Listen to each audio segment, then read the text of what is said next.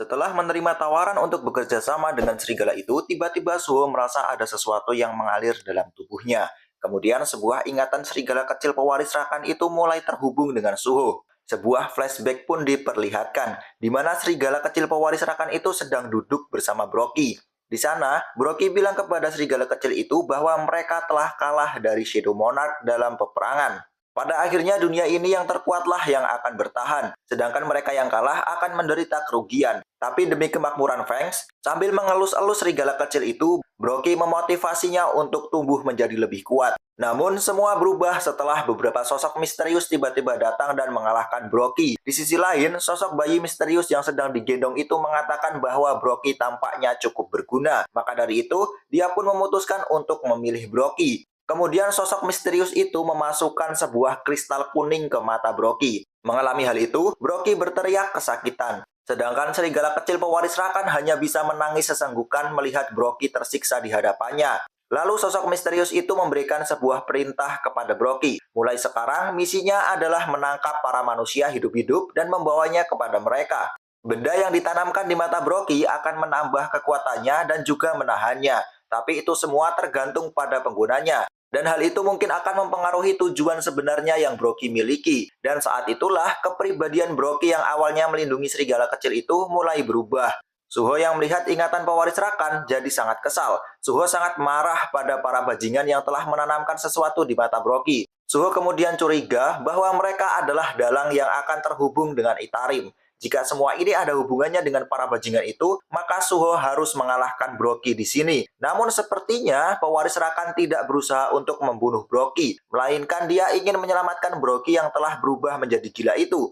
Di sisi lain, Suho merasa dirinya saat ini belum cukup kuat untuk mengalahkan Broky. Kemudian muncul sebuah pesan dari sistem. Karena telah merekrut seorang sekutu, maka Suho mendapatkan quest baru yang memerintahkan Suho untuk mencari semua keturunan Monarch dan merekrut mereka sebagai sekutu. Lalu karena ikatan dengan pewaris rakan telah tercipta, bond skill telah terbentuk. Dan saat itulah Suho dan pewaris rakan melakukan fusion menjadi satu. Cahaya terang tiba-tiba mulai menyelimuti tubuh keduanya. Beru yang melihat itu pun terkejut. Hal yang dia lihat saat ini jauh berbeda dari Shadow Monarch. Di sisi lain, Broky langsung melesat ke arah Suho untuk menggagalkan proses bersatunya mereka. Di saat itulah, Broky langsung melancarkan bogemanya ke arah Suho. Dan boom! Pukulan dahsyat mengarah pada Suho. Namun betapa terkejutnya Broky melihat pukulannya itu dapat ditahan menggunakan satu tangan yang memancarkan sebuah cahaya kuning. Setelah itu pesan dari sistem muncul yang memberitahu bahwa bond skill berhasil diciptakan. Maka dari itulah saat ini wujud Suho telah berubah. Sebuah wujud yang keren dengan rambut putih dan sebuah tanda gagang pedang di dahinya. Pesan dari sistem kembali muncul. Dikatakan bahwa skill itu mengonsumsi satu mana per detiknya. Dengan perubahan itu, selain kekuatan yang meningkat, semua indera Suho juga akan menjadi seperti binatang buas. Di sisi lain, Broky kembali melancarkan serangan cakarnya lagi secara berturut-turut. Namun Suho dapat dengan mudah menghindari semua serangan itu. Suho bilang saat ini tubuhnya terasa sangat ringan. Dan kemudian Suho melakukan serangan balik dengan menendang dagu Broky hingga moncrot. Karena merasakan kekuatan Suho jauh lebih kuat dari yang sebelumnya, Broky bertanya-tanya apakah dia adalah orang yang sama dengan yang tadi. Lalu tanda yang ada di mata Broky kembali bersinar. Tanda itu juga muncul di atas kepalanya. Di saat itulah, tekad Broky menjadi lebih kuat. Dia bertekad tidak akan kalah, karena jika kalah, maka dia akan kehilangan segalanya. Broky yang semakin marah itu pun menjadi semakin beringas, dan langsung melepaskan pukulannya ke arah Suho. Suho pun bertahan menggunakan kedua tangannya yang sudah dilapisi dengan sarung tangan bayangan. Sambil mengepalkan tinjunya, Broky berteriak. Dia mengatakan bahwa meskipun dia tidak tahu apa yang telah diperbuat oleh Suho, tapi dia yakin dia tidak akan bisa dikalahkan oleh manusia seperti Suho. Dan boom, satu koplokan mantap berhasil menghempaskan Suho. Namun Suho masih bisa bertahan. Kemudian Suho melepas untuk memberikan koplokannya kepada Broky. Seketika itulah, kedua tinjuan ala-ala Dragon Ball pun tercipta. Namun pukulan Broky tidak kuat menahan serangan Suho. Hal itu membuat tangan Broky terpelintir. Broky pun semakin dibuat heran dengan apa yang terjadi. Notif dari sistem kembali muncul. Saat ini Suho mendapatkan skill Martial Art. Sebuah skill yang akan membuat Suho menjadi mahir dalam pertarungan jarak dekat. Suho akan mendapatkan 33% damage tambahan saat menyerang dengan anggota tubuhnya. Di sisi lain, Beru yang kesal dengan omongan Broky bilang bahwa berani-beraninya Broky berbicara tentang perbedaan spesies di depan monark kecil. Tak ada spesies yang lebih unggul dari Shadow Monarch karena dia adalah puncak dari spesies itu sendiri. Mendengar perkataan Beru, Broky terkejut. Dia baru tahu jika Suho adalah putra dari Shadow Monarch. Di saat Broky lengah itulah, Suho menjebret kepala Broky menggunakan tendangannya. Serangan Suho itu sukses membuat Broky nyungsep di tanah. Setelah Broky terkapar, Suho kembali ke wujud semula. Sedangkan serigala keturunan Fangs Monarch keluar dari tubuh Suho dan berjalan menghampiri Broky. Dia kemudian menjilati Broky yang sudah tak berdaya itu. Perlahan-lahan, kristal kuning yang ditanamkan di mata Broky mulai hancur dan ingatan Broky mulai kembali. Sebuah flashback kecil terlihat. Sebenarnya, alasan Broky untuk menjadi lebih kuat karena dia merasa marah pada dirinya sendiri yang terlihat tidak berguna di saat Rakan dikalahkan oleh Shadow Monarch. Broky merasa tidak mampu melindungi tuannya itu. Dan setelah itu, Broky pun akhirnya tewas. Kemudian notif dari sistem muncul. Hyena Broky telah dikalahkan. Dan Suho mendapatkan kenaikan 2 level. Kemudian sambil melihat pewaris Rakan yang telah kembali bersama pelindungnya, Suho memberitahu Beru bahwa dia tadi sempat melihat sekelebat ke dalam memori milik keturunannya Fangs. Suho bilang dia melihat beberapa hunter yang memasuki dungeon di mana Broky berada. Dia bertanya pada Beru apakah para hunter itu adalah Itarim dan apa tujuan mereka menyerang Broky. Kemudian Beru bilang, kemungkinan itu bukanlah Itarim. Outer God tidak akan bergerak sendiri. Dia pasti akan mengirim utusan untuk mengurus masalah sepele seperti ini. Namun Beru bilang mungkin yang dilakukan oleh Hunter itu berhubungan dengan invasi ke bumi. Suho sedikit kecewa. Dia ingin tahu informasi lebih banyak tentang Itarim. Dan dia tidak ingin kehilangan jejak Itarim di tempat itu. Kemudian Beru menawarkan sebuah ide cemerlang. Beru bilang Broky mempunyai ingatan tentang Itarim. Jika Beru memakan mayatnya Broky, dia bisa melihat ke dalam memorinya. Ditambah lagi, Beru juga bisa memulihkan mananya. Dengan begitu, dua masalah akan bisa dituntaskan. Suho yang mendengarnya pun heran dengan kemampuan aneh dari Beru. Lalu Suho berjalan menghampiri keturunan Fangs Monarch. Dia mengajak serigala itu untuk bergabung dengannya. Ajakan Suho itu pun direspon dengan baik oleh serigala itu. Kemudian Suho membawa serigala keturunan Fangs Monarch ke dalam Shadow Dungeon. Dan kemudian menyuruh Beru untuk memangsa mayat Broky. Ketika sedang berjalan di dalam Shadow Dungeon, Beru yang telah selesai memakan mayat Broky dan saat ini sudah ikut masuk ke dalam Shadow Dungeon. Dia bingung kenapa Suho memilih memasuki Shadow Dungeon daripada pulang ke rumahnya. Lalu Suho bilang bahwa dirinya berniat mencari tempat tinggal untuk pewaris Feng. Karena dirinya sudah tidak memiliki pelindung dan santuarinya sudah hilang, Suho merasa kasihan. Pesan dari sistem pun muncul. Di sana ditulis bahwa pewaris Feng meminta Suho untuk memberikannya nama. Setelah berpikir cukup keras, dikarenakan bulunya berwarna abu-abu, Suho memberinya nama Grey.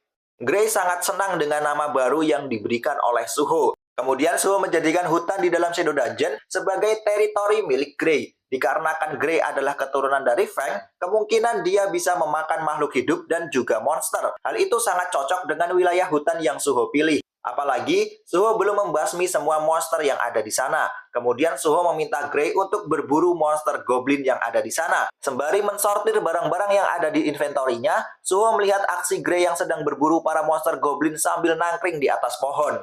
Di dalam inventorinya, Suho mendapatkan hadiah ability 5 poin dan titel sebagai pembantai serigala, sebuah titel yang diberikan kepada seorang hunter yang ahli dalam membunuh serigala. Saat bertarung dengan monster tipe binatang buas, statistik Suho akan bertambah sebesar 40%. Mengetahui titel barunya, Suho malah bingung.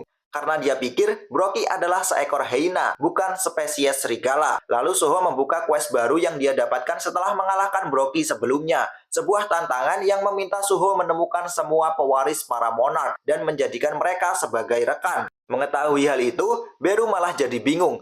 Mana mungkin monarch mempunyai sistem seperti ini?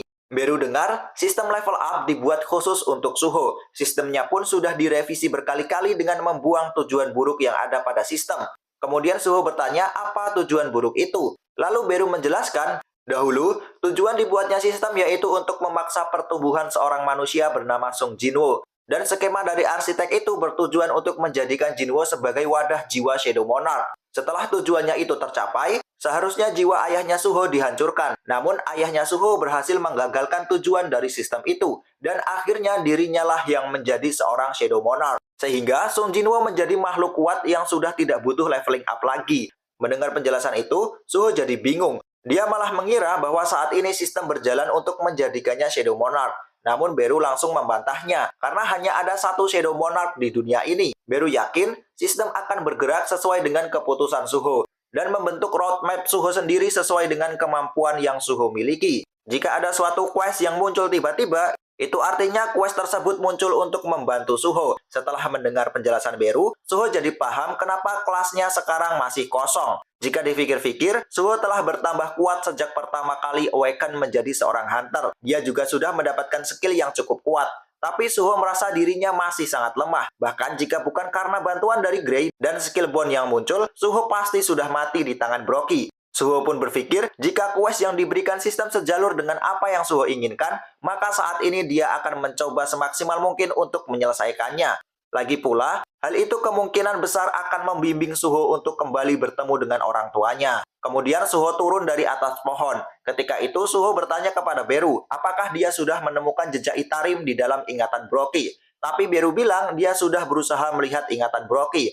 Namun Beru tidak melihat satupun utusan Itarim yang mencuci otak Broky. Tapi ada ingatan tentang para manusia yang mendirikan Hyena Guild untuk Broky. Dia adalah salah satu anggota dari Guild Grim Reaper. Beru menyarankan Suho untuk mencari informasi mengenai guild itu. Karena kemungkinan Suho akan tahu lebih banyak informasi mengenai Itarim. Kemudian kita dibawa ke dalam kantor Guild Grim Reaper. Di sana terlihat Hunter Lee Min-sung yang masih duduk di depan meja kerjanya. Saat itu Lee Min-sung mendapatkan telepon dari Lim Taegyu. Di saat Lim Taegyu sedang membantu raid di Asia Tenggara, dia melihat sebuah artikel berita tentang insiden Hyena. Dia pun menyangka bahwa Lee Min-sung lah dalang dibalik insiden itu. Mendengar hal itu, Lee Min-sung mengalihkan pembicaraan dengan bilang bahwa Lim Taegyu bisa melihat Hyena di kebun binatang. Namun Lim Taegyu sudah tahu bahwa Lee Min-sung telah bekerja sama dengan Guild Hyena. Dia yakin jika asosiasi akan segera mengetahui hal itu. Tapi Lee Min-sung merasa sangat arogan. Menurutnya, hukum di negaranya bisa dia beli dengan uang.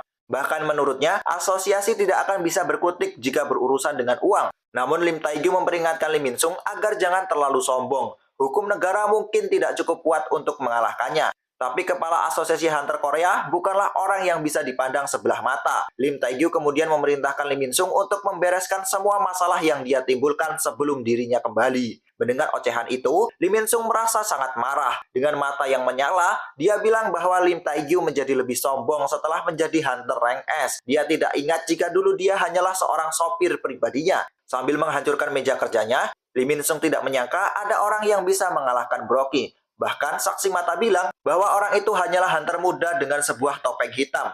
Namun Lee Min-sung tidak ingin pusing dibuatnya, karena menurutnya ada hal yang jauh lebih penting. Lee Min-sung kemudian mengambil stimulat Hunter Awakening Stardust. Dia yakin jika bisnisnya ini berjalan dengan lancar, tidak akan ada lagi orang yang bisa meremehkannya.